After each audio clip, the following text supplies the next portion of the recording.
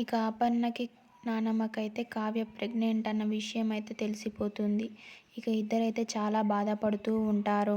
కావ్య పరిస్థితి చూస్తుంటే బాధగా ఉంది అత్తయ్య అంటూ అపర్ణ బాధపడుతూ ఉంటుంది.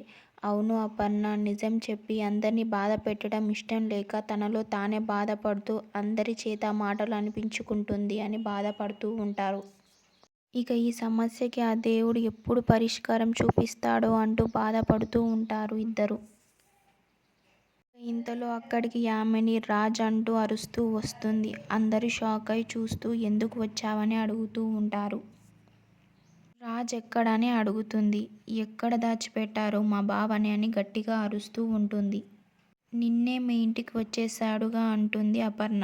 రాజ్ రాత్రి నుంచి ఇంటికి రాలేదని అంటుంది. దానితో అందరు షాక్ అయి చూస్తూ ఉంటారు. కావ్య ఇంకా రాజ్ ఫోటో చూస్తూ ఏడుస్తూ ఎక్కడికి వెళ్ళిపోయారండి అని అంటూ ఉంటుంది. ఇక అపర్ణ ఉండి నిన్న వాడితో మాట్లాడుతున్నప్పుడే డౌట్ వచ్చింది కానీ వాడు ఇంత త్వరగా ఇలాంటి నిర్ణయం తీసుకుంటాడని ఊహించలేదని అంటూ ఉంటుంది. దానితో కావ్య బాధపడుతూ ఉంటుంది.